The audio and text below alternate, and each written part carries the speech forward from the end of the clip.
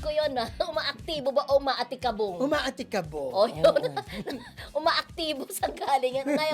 Ngayong okay na ulit ang mag-ex na sina Angelica Panganiban at Carlo Aquino kung sakaling pagtatambalin silang muli sa isang pelikula. Sa tingin ba ninyo ay kikita pa ito? Ayan. Sa debating ito ay ako ang unang sasagot. Wala naman kami pagpipilian, di ba? Pag sumagot ako, automatic. Hindi, Oo. ipaikot mo pa rin Para siya. ipapaikot ko pa rin Oo. siya. Oo. O, di papaikot pa nga. Mm-mm. Kumbaga, pagka sumagot ako, automatic na yung isa, yun na ang pipiliin mo. Okay, iikot na po ang ating ruleta. Go!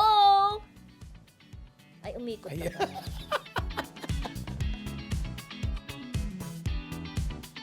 Oh my God.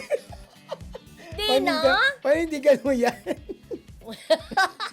Kasi alam, successful naman yung last movie na ano nila, pero hindi rin naman masyadong, sa palagay ko ha, parang successful naman yung excess baggage na ginawa nila noon, di ba? Pero siguro hindi na kasi iba naman kasi ang estado ng puso ni Angelica noong mga panahong ginawa nila yan ay very interesting pa, interesante pa ang mga tao dahil siniship pa sila dahil at that time si Angelica wala pa siyang wala pa siyang husband at that time, wala pa siyang anak at that time. So kinikilig, kaya interesado ang mga manonood, kaya marami ang nanood. Kasi ngayon, parang makakaapekto na parang baka hindi sila kiligin dahil si Angelica, alam naman natin na very much happy sa kanyang buhay. Ganon din naman si Carlo Aquino dahil very happy na rin siya kay Charlie Dizon. 'Di ba? Si Angelica happy na kay Greg at saka sa kanilang anak. So parang walang kilig ng mararamdaman. So Ganon? feeling ko mababawasan na. Hindi na masyadong magkiklik. Oh. Talaga? Nailusot ko 'yun ha. Dahil wala ng choice, matik ko nang sasagutin yan. Kikita pa. Kasi Mildred at saka yung mga nanonood, ang tagal na pong hindi nagsasama sa isang project si Angelica at saka si Carlo. Siyempre, marami ang nasasabik sa kanila. Ito lang, good example, ang sex bomb, di ba? Nagka-reunion kasi ang tagal-tagal na rin hindi nagsasama. Nung magsama sila, ayun, nagustuhan sila ng mga tao at tinangkilik uli. Wala pong pagkakaiba yan kina Carlo at Angelica Panganiban.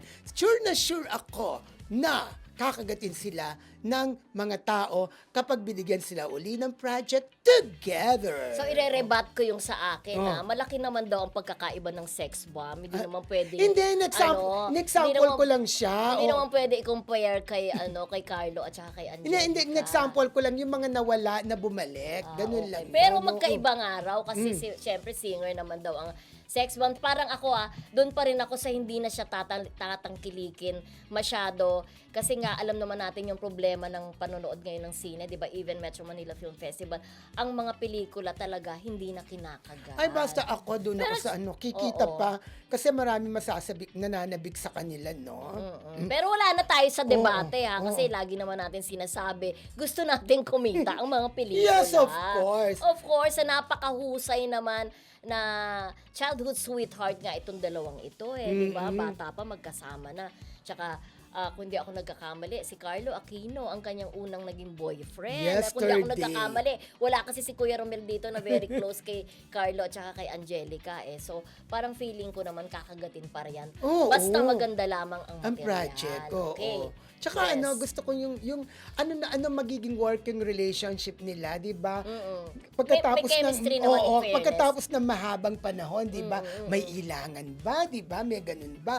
O parehas pa rin ng dati nilang ginagawa. Hindi naging maganda kasi ang kanilang paghihiwalay. Oo. Kaya nga marami ang natuwa 'di ba nung nagkita sila at nagkayakapan sa parada ng Metro Manila Film Festival kung saan pareho silang may entry, 'di ba? Correct. Barboy si Carlo, si Angelica yung Anne-Mary, Anne-Mary, oo. 'di ba? So natutuwa naman ang kanilang mga fanay at sa kanila nga rin mismo nagsabi yung ideya na why not magsama ulit. Total naman nakabalik na rin sa showbiz itong si At kahit Angelica siguro, Panganiban. Mildred, kahit hindi sa pelikula, pwede rin sa series, di ba? Series. Magsama sila. Oo. Oo, tatangkilikin pa rin yan. No? At Okay. kakagatin pa rin sila. Yes. At eto na